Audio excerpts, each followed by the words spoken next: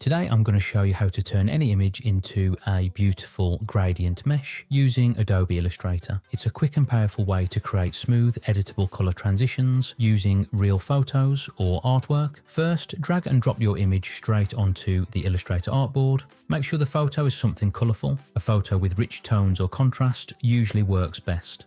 Once it's on your artboard, make sure the image is selected.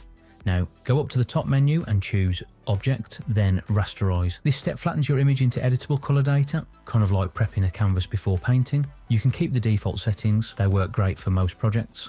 With your image still selected, head back to the top menu and choose Object, then Create Gradient Mesh.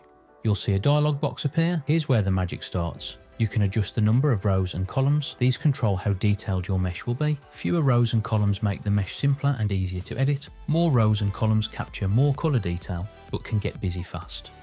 For this example, I'll go with 3 rows and 3 columns. Once you're happy, click OK. Illustrator instantly overlays a mesh grid on your image and you'll see those intersecting lines pop up. Next, grab the direct selection tool, that's the white arrow, click on any mesh point and notice how handles appear. Try dragging one, see how the colours bend and flow together. Each point represents a colour sampled directly from your image.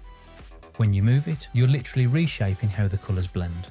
This is the fun part. You can pull, stretch and sculpt the mesh until you get a look that feels natural and fluid. It's almost like painting with gradients. Keep your rows and columns low, maybe 3 or 4 each. That keeps it easy to manage and gives you smoother transitions between colours. And that's it. That's how you can instantly turn any image into a dynamic gradient mesh in Illustrator. It's fast, creative and opens up a whole new way to explore colour. Thanks for watching. Don't forget to subscribe to the channel if you want more graphic design tips and tricks. Give the video a like if you found this tutorial useful. And as always, until next time, I'll see you all in the next one.